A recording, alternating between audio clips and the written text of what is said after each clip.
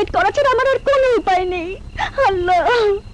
আরে ওই মেয়েটা না, আমি জীবনে কাউকে সুইসাইড করতে দেখিনি। কি সৌভাগ্য, আজ দেখতে পাবো। কি? আমি মরতে যাচ্ছি, কোথায় আমাকে এসে বলবে সুইসাইড করো না?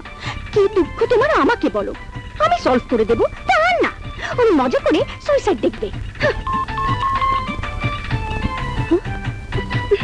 হ্যালো স্টেশন মাস্টার, আপনাদের এখন কোনো ট্রেন আসার সম্ভাবনা আছে?